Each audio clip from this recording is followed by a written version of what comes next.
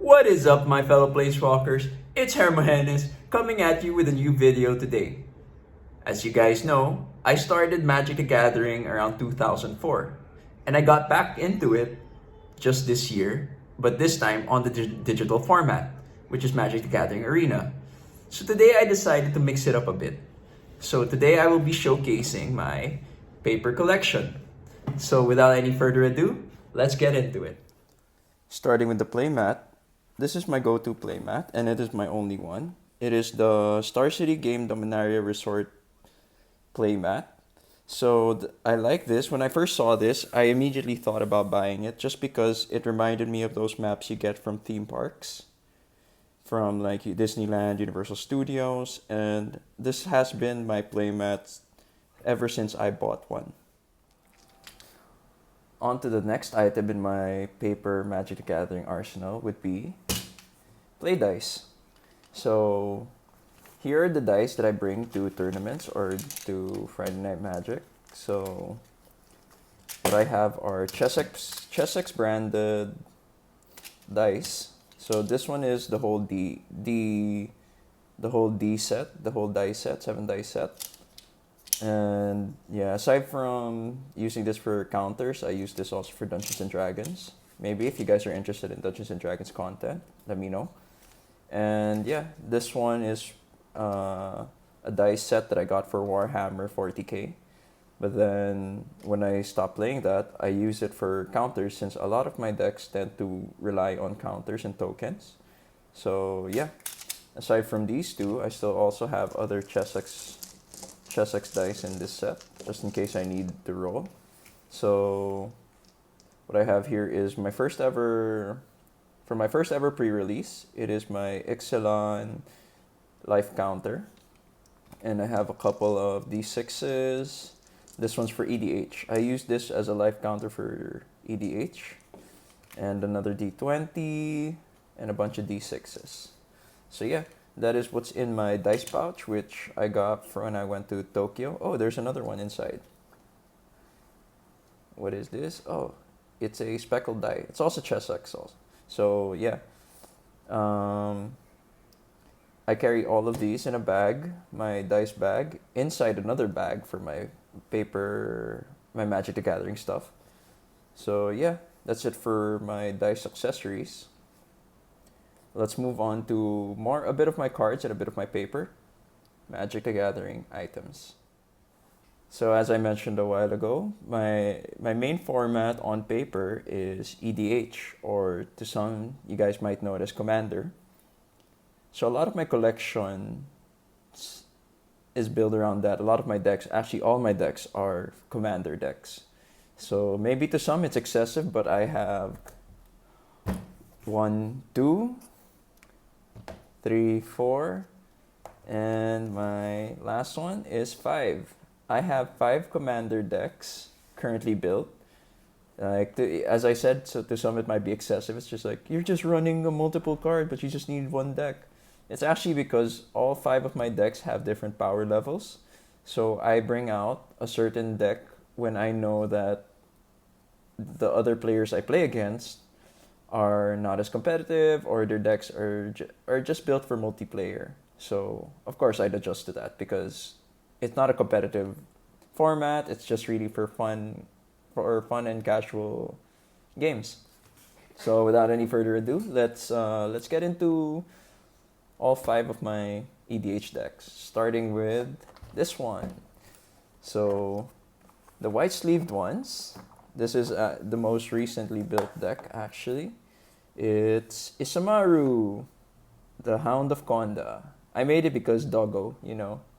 So this one's pretty jank, I guess. Like, I just put in whatever artifact equipments or enchantment auras I had, and board wipe, just to make sure that this guy gets big. So essentially it's a Voltron deck. Like, no one expects this card just because it's a 2/2 for let me show you. It's a 2/2 for 1 with no abilities or whatsoever, but when you drop it down, no one can remove it, and then people just think that it's nothing until you start stacking the equipment, start stacking up auras on it, that's when it becomes a threat. But it's going to be too late. So yeah, that's my Isamaru deck. Next would be a precon, commander precon that I just upgraded a bit. And that is my Izzet artifact deck with Saheeli the Gifted as my commander. So with this one, it's, as I said, it is just a precon with added cards. I modified it in such a way that it's a tokenating deck. It was already a tokenating deck, but for this one, I wanted to play my favorite archetype with this deck, which is the Mirror. Let me just show you one of my favorite cards from this deck. There we go. So, as I said, it does let me play the Mirror archetype. And here we go. The precon does come with this card, but I did have it in foil, and I really like the artwork. I find mirrors really cute, so that's why they're my favorite archetype. They're just technically robot goblins anyway. So yeah, that is my second deck. I believe the power level of this one is way higher than this, but it's not yet my strongest one. So yeah, there we go. So we have 2 on board as of now. Next is, let's go for my other deck box. So in this deck box, I have 2 of my more competitive decks. Like, as I said, I usually play multiplayer commander, so as of making this video, I'm not sure, or I'm pretty sure that Edgar Markov is banned from competitive, one-on-one commander competitive. So this is my red, white, and black vampire commander deck. So it's also a token generation. It's my most aggro deck just because it generates tokens, and I have beaten my friend's Cranko Mob Boss deck with it. It's just that fast actually. And yeah, it's banned in duel, but you know, it's not banned in multiplayer. That's why I still run it. This one is in the higher power levels. So the next one is one of my favorites. It's not the strongest, like believe me, it's not the strongest. It is my Control Commander deck. Sorry, I'm just having a hard time taking it out of the box. But yeah, this is my Necrosar the Mind Razor. So this is in my favorite colors. It's in Grixis. And it's in one of my favorite ways to win, which is pinging damage. So this guy makes you draw, and every time you draw, your opponents take 2 damage. Or when they draw, sorry, they take damage. So this deck is just built around giving them card advantage, but also giving you card advantage. So since this is control-y, it lets them mill. It forces them to mill. It forces them to take damage. So it's one of my favorite ways, because mill is one of my favorite alternate win cons, and this being a controlled deck just allows you to prolong the game, and then you know they eventually they just damage themselves out. So you really got to play politics with this guy. Okay, that's it for my 4 decks. These are my more casual decks in the commander format. But now we'll get into my 5th deck. Let me just put these guys aside. Oops. Put them off screen.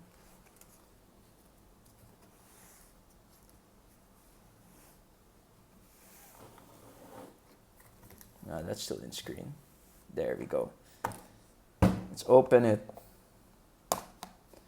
This one is my baby, my pride and joy, my first ever EDH deck that I made from scratch. So this is Animar, Soul of Elements. So this is my most competitive EDH deck. So this guy is protection from black and white, and whenever I cast a creature spell, it gets a +1/+1 counter, and each +1/+1 counter on it decreases the value of the next creature spells I cast. So as you can see, this deck just snowballs.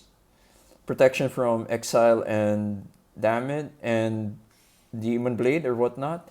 It's just too good of a commander.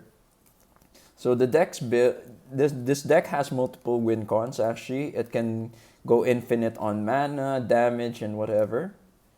Like, let's look for that card. Where is that? Where's the stat sheet?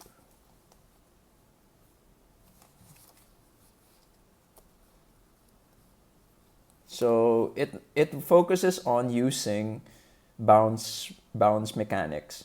So I have Cloudstone. I believe I should have my Cloudstone Choreo somewhere here. Let me just look for it.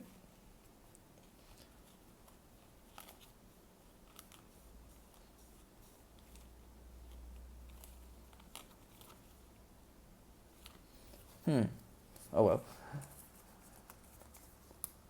Let's just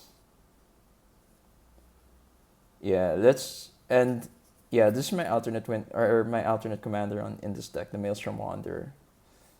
So yeah, it just focuses on getting your creatures out for cheap and cheating them out by adding the counters from here. So we run a lot of Eldrazi's and artifacts like this one. If you cast it enough times, this becomes a free spell, and it just buffs this guy up. So the next a 7 to cast will be free too.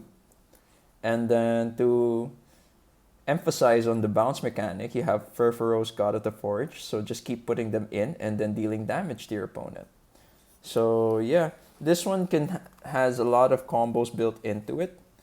It's it can go infinite mana, it can go infinite damage, it can go make it can go infinite mill, it can make my Animar just go crazy big and start swinging for 20 commander damage, 21 commander damage. And yeah, that's how this deck goes. That's why it's one of my favorite, but then I don't play this often just because it's just too strong. So if you guys want an in-depth deck tech or look into my 5 EDH decks, just hit me down below in the comments, and if we get enough likes or comments about it, I'll make a video about it. So yeah, let me just fix everything up, and yeah, so that's it for my Paper Magic the Gathering Arsenal. If you guys are interested for more content like this, feel free to drop a like or comment down below. Links to my social will be in the description box down below. And if you like this kind of content, don't forget to like, share, and subscribe. And I'll catch you guys next time.